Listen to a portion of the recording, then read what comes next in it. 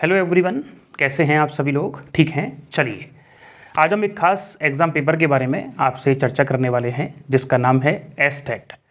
Estate का full form होता है सेकेंडरी टीचर एलिजिबिलिटी टेस्ट। और ये जो एग्ज़ाम पेपर है ये बिहार के स्टेट में लिया जाता है टीचर्स को रिक्रूट करने के लिए या टीचर्स को अपॉइंट करने के लिए। एस्टेट जो है वो फर्स्ट लेवल का एग्ज़ाम है। मतलब समझाने की कोशिश करें, जिस तरीके से मध्य प्रदेश में पहले एमपी टेट लगता है, उसके बाद एमपी मेंस एग्ज़ाम लगती है, जिस तरीके से हरियाणा में पहले एच टेट लगता है, उसके बाद फिर एचपीएससी की मेन एग्ज़ाम लगती है, उसी तरीके से बिहार में यदि आप टीचर बनना चाहते हैं तो पहले आपको एस्टेट क्वालिफाई करना होगा। ज़रूरी नहीं है कि आप इसमें मेरिट बनाएं, बट इसको क्वालिफाई करना ज़रूरी है। और उसके बाद जब टीचर्स की वैकेंसीज आती हैं तो आप उसके लिए एलिजिबल माने जाते हो और आप उस एग्ज़ाम को दे सकते हो। लेक्चर को पूरा देखना ज़्यादा बड़ा नहीं है, लेकिन ये एग्ज़ाम जो है एस्टेट का वो आपके किस तरीके से आपके लिए रिलेवेंट है या कितना रिलेवेंस रखता है उसके बारे में अपन लोग चर्चा करेंगे। और भी सारी जानकारियाँ जो इससे रिलेटेड हैं, जैसे क्या एग्ज़ाम पैटर्न है, क्या इसका सिलेबस है, लास्ट डेट बड़ी इंपॉर्टेंट है जो कि एक ही दिन बचा है, हम बात करते हैं। एस्टेट का जो एग्ज़ाम है बता दिया बिहार स्टेट में लिया जाएगा। और बिहार स्टेट में ये एस्टेट के जो एग्ज़ाम पेपर हैं वो पेपर 1 और पेपर 2 दो होते हैं। पेपर जो 1 है ये लिया जाता है जो 9th और 10th लेवल के टीचर बनना चाहते हैं, और जो पेपर 2 है ये लिया जाता है उन लोगों का जो 11th मतलब सब्जेक्ट के टीचर बनना चाहते हैं, जैसे फिजिक्स, जैसे केमिस्ट्री, जैसे बायोलॉजी, इस तरीके से। आपको कुल मिला के दोनों पेपर नहीं देने हैं। यदि आप 11th-12th के लिए फॉर्म फिल करेंगे तो पेपर 2 ऑप्शन को टिक करेंगे, मतलब पेपर 2 आप देंगे। और यदि आप 9th-10th के टीचर बनना चाहते हैं तो आप लोग पेपर 1 देने वाले हैं। ठीक है, तो ये कन्फ्यूजन क्लियर है। ऐसा कुछ नहीं है कि आपको दोनों पेपर देने हैं, 2 पेपर नहीं आएंगे, पेपर आपका एक होगा। हाँ, ऐसा हो सकता है कि कोई स्टूडेंट दोनों पेपर में बैठना चाहता है क्योंकि वो दोनों वैकेंसी के लिए एलिजिबल होना चाहता है। वो 9th-10th का भी टीचर बनना चाहता है, वो 11th-12th का भी टीचर बनना चाहता है, तो दोनों का भर सकता है। लेकिन यदि कोई 11th-12th का ही टीचर बनना चाहता है तो केवल और केवल वो पेपर 2 ही देगा और उसका ही फॉर्म फिल करेगा।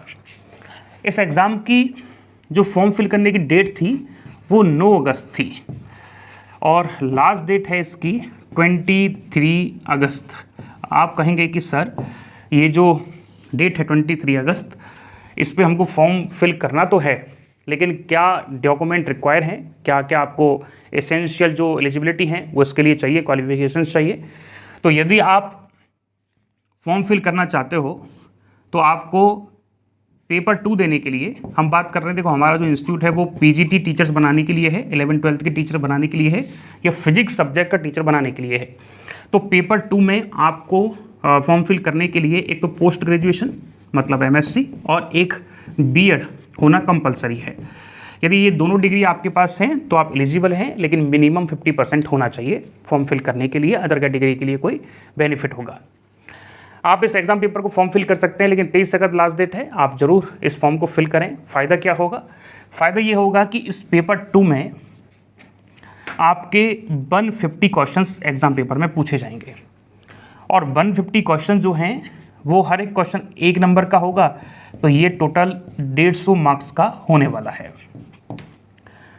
जो 150 क्वेश्चन आएंगे, 150 क्वेश्चंस आएंगे, इनमें से 100 क्वेश्चन, जो कि बहुत अच्छी बात है, वो सब्जेक्ट के होंगे। 100 क्वेश्चन किसके होने वाले हैं? सब्जेक्ट के, मतलब फिजिक्स के आएंगे। और बाकी के जो 50 हैं वो टीचिंग जो एबिलिटी है या और भी कई सारे जनरल सब्जेक्ट्स हैं, जैसे करंट अफेयर है। तो बेसिक जो जनरल पार्ट है वो इसमें पूछा जाएगा।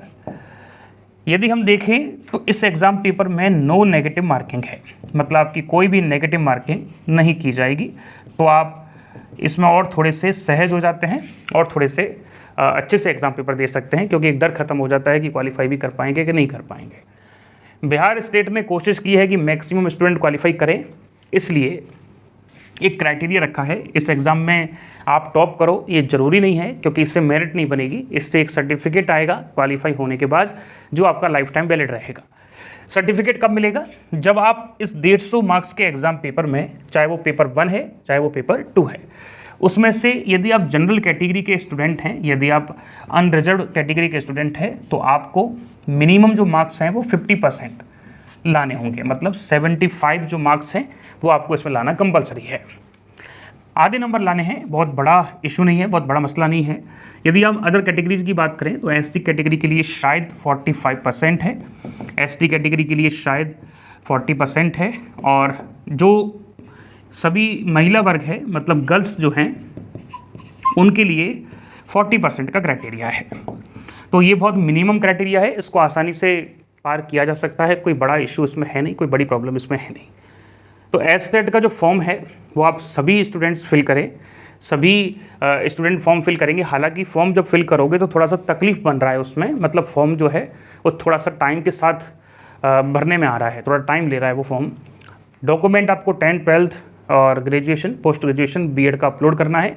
यदि आप किसी स्पेशल कैटेगरी से हैं तो कैटेगरी सर्टिफिकेट और डोमिसाइल, मतलब मूल निवास भी आपको अपलोड करना होगा। इसके लिए बिहार में कुछ दिन पहले 1.5 लाख, मतलब 1.5 लाख वैकेंसीज आई थी टीचर्स को रिक्रूट करने के लिए, लेकिन अनफॉर्चुनेटली या दुर्भाग्य से उस वैकेंसीज में 50% से ज़्यादा सीट खाली रहने वाली हैं। उसका कारण शायद हम पहले वाले लेक्चर में भी बताए थे, बहुत बड़ा इश्यूज़ भी बना था, बहुत बड़ा मुद्दा बना था कि 1.5 लाख जो वैकेंसीज थी टीचर्स की, स्पेशली हम 9th 10th की बात करें तो वो लगभग 80,000 के आसपास थी शायद। तो उस वैकेंसीज़ में आपको बैठने के लिए या उस वैकेंसी में एग्ज़ाम पेपर देने के लिए आपको एस्टेट कंपलसरी था। एस्टेट क्वालिफाई होगा तभी आप वो एग्ज़ाम दे सकते थे, लेकिन 2019 के बाद 2023 तक कोई भी एस्टेट का एग्ज़ाम नहीं हुआ। तो 2019 में हुआ था, उसके बाद एस्टेट का एग्ज़ाम 2023 तक नहीं हुआ, वैकेंसीज 2023 में आई और 23 में उसका एग्ज़ाम हो गया। तो कहने का मतलब बहुत कम ऐसे स्टूडेंट थे जिनके पास एस्टेट था और उस एग्ज़ाम पेपर को दे पाए थे। तो निश्चित तौर पर, और नोटिफिकेशन भी आ गया है कि बिहार में नेक्स्ट ईयर, मतलब इस 2023 के लास्ट तक वैकेंसीज जो हैं वापस 1 लाख या 1.5 लाख के आसपास आने वाली हैं, और ये शायद बहुत बड़ा आपके लिए बेनिफिट होगा। एस्टेट जो है एक बार क्वालिफाई ज़रूर करना, क्योंकि फ्यूचर में आपके पास एक ऑप्शन रहे कि जब बिहार में वैकेंसीज आएंगी तो आप फॉर्म फिल कर सकें। बिहार के स्टूडेंट्स के लिए तो बहुत बेहतर अपॉर्चुनिटी है। इसके लिए एक खास कोर्स जो है वो हम स्टार्ट करने वाले हैं, लेकिन उसका जो अनाउंसमेंट है वो इस लेक्चर में नहीं करेंगे, क्योंकि ये जो है पूरा इन्फॉर्मेटिव लेक्चर है, इसमें आपके लिए हमको जानकारी देनी थी। इसके अलावा यदि आपको और कोई भी डाउट है इस एग्ज़ाम से रिलेटेड तो आप हमारे नंबर्स पे बात कर सकते हैं, जो थंबनेल पे मिल जाएंगे, तो वो कोई बड़ा इशू नहीं है। तो हमें सुनने के लिए, समझने के लिए धन्यवाद। एक बार हल्का सा रिपीट कर देते हैं, 23 अगस्त लास्ट डेट है, स्पेशल ध्यान रखें। बिहार स्टेट में 11th 12th के टीचर बनना चाहते हैं तो पेपर 2 का फॉर्म फिल करेंगे, और पेपर 2 का फॉर्म फिल करने के बाद आपका एग्जाम होगा एस्टेट का, जिसमें मिनिमम मार्क्स जनरल कैटेगरी के लिए 50% लाना जरूरी है। यदि किसी का फिजिक्स अच्छा है, और होना भी चाहिए, हम फिजिक्स की बात करें, वैसे तो ये जो पेपर 2 है वो करीबन 32 मतलब 31 से लेके तकरीबन 33 सब्जेक्ट के लिए अनाउंस किया गया है, लेकिन उसमें से जो फिजिक्स है उसके लिए हम स्पेशली बात करें तो फिजिक्स में आपका एमएससी होना जरूरी है। यदि अप्लाइड फिजिक्स में होगा तो भी चलेगा, इलेक्ट्रॉनिक्स में होगा तो भी चलेगा, तो न्यूक्लियर फिजिक्स में होगा तो भी चल जाएगा। बीएड होना कंपलसरी है। यदि ये दोनों है तो सर्टिफिकेट अपलोड करके आप फॉर्म फिल कीजिए। 150 क्वेश्चन आएंगे, 150 क्वेश्चन में 100 सब्जेक्ट के हैं, तो यदि आप सब्जेक्ट भी बहुत अच्छे से कवर करते हैं तो आराम से 75 मार्क्स लाए जा सकते हैं। कई सारे स्टूडेंट्स तो लाए भी हैं, और बाकी का इसके बाद आपका मेन एग्जाम होगा, उसमें आप सेलेक्ट होंगे। और सुनने के लिए बहुत बहुत धन्यवाद। 2 दिन बाद या 3 दिन बाद कोर्स अनाउंस होने वाला है। इसका जो सिलेबस है, हाँ सिलेबस के बारे में बातचीत कर लेते हैं। इसका जो सिलेबस है वो अभी के नोटिफिकेशन में, जो अब तक नोटिफिकेशन आया है उसमें ग्रेजुएशन दिया गया है, ठीक है। और इसका जो लास्ट ईयर का क्वेश्चन पेपर है उसके बेस पे हम आइडिया लगाने की कोशिश कर रहे हैं, क्योंकि 2019 का जो डेटा है वो बहुत ज़्यादा अभी मार्केट में है नहीं। इस वजह से हम पूरा एनालिसिस करके आपको एक बार और जानकारी देंगे। पर प्रेजेंट सिचुएशन में जो इसका सिलेबस है वो क्या है, एक ग्रेजुएशन पार्ट है, लेकिन 11th 12th का जो कंट्रीब्यूशन है इस सिलेबस में 100% है। और आप उसकी प्रिपरेशन यदि आप कर रहे हैं तो करते रहें, नहीं कर रहे हैं या करना चाहते हैं तो आपके लिए एक स्पेशल बैच अनाउंस होगा एस्टेट के लिए, जो अलग से होगा, और उसमें इसकी प्रिपरेशन करवाई जाएगी। ग्रेजुएशन का भी होगा, 11th 12th का भी होगा और पोस्ट ग्रेजुएशन का भी होगा, ठीक है। तो चलिए, thank you so much for listening me.